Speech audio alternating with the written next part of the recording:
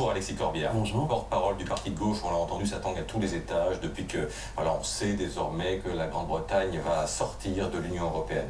Votre première réaction ce matin? C'est un séisme pour l'Union européenne.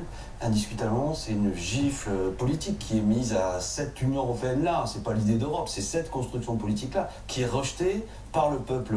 On le voit en Grande-Bretagne. C'était le cas en avril 2016, la Hollande. C'était le cas il y a un an, quasi, lors de la situation grecque. Et puis je rappelle qu'en 2005, lorsque les Français ont eu la parole aussi sur le sujet, ils avaient dit non au traité constitutionnel européen. Ce que je veux dire, c'est que chaque fois qu'on donne la parole au peuple, c'est une bonne chose. De toute manière, nous souhaitons l'arrêt et la désobéissance avec les traités. Donc si ça ouvre la possibilité désormais que les choses se construisent sur une autre base, et j'ai envie de dire, cette Union européenne, il faut en finir avec elle. Oui. Si ça ouvre ce cycle politique-là, c'est quelque chose d'intéressant. Maintenant, on rentre dans une période où il faut voir, nous, si c'était par exemple Jean-Luc Mélenchon qui était à responsabilité après 2017, nous irions renégocier d'autres traités, et indiscutablement, nous indiquions que nous désobéirions. Comme la France pèse quand même 18% de PIB de l'Union européenne, nous avons la capacité de penser que ça aurait des conséquences, et si nous n'étions pas entendus, oui, effectivement, nous engagerions un référendum pour dire, dans ces conditions, soit l'Europe on la change, soit on la quitte. De toute manière, on voit bien, là, il y a une négociation des traités pour vous, oui, avant de demander... Je crois que c'est la bonne méthode. Je crois que c'est la bonne méthode. Je crois que c'est la bonne méthode. Et y compris dans ce qui s'est passé, même si bon nombre d'arguments qui étaient avancés,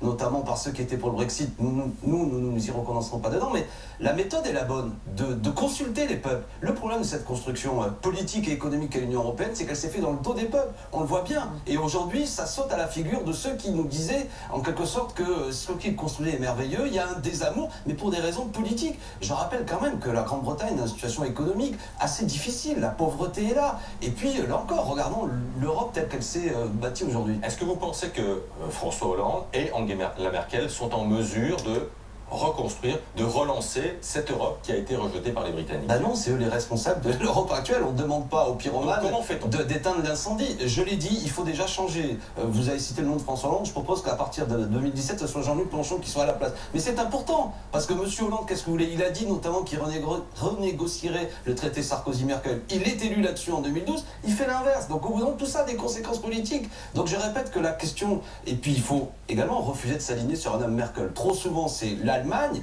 pour des raisons là encore économiques, politiques, qui avait la main sur cette histoire. Sur le dossier grec, par exemple, moi je l'ai encore en mémoire, de quelle manière le peuple grec a été étranglé. J'entends dire que la réaction là de M. Hollande, c'est d'aller à Berlin. C'est assez symptomatique de la situation, qui va rencontrer Mme Merkel. Donc dans cette affaire, nous sommes trop alignés sur l'Allemagne, qui a des intérêts de maintenir un euro fort, et qui a des conséquences économiques assez importantes. Et nous pensons qu'il faut avancer de manière totalement différente. Je répète que tout le monde ait en tête que la France, à la différence par exemple, du sort qui a été réservé au peuple grec, est une puissance incontournable au niveau européen, et ce qu'elle dira, si nous la conduisions, peut tout faire bouger. Mais je le répète, soit on désobéit au traité, soit nous partons.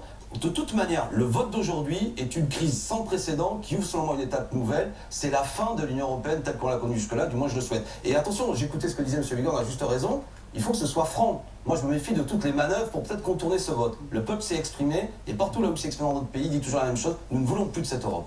Merci infiniment.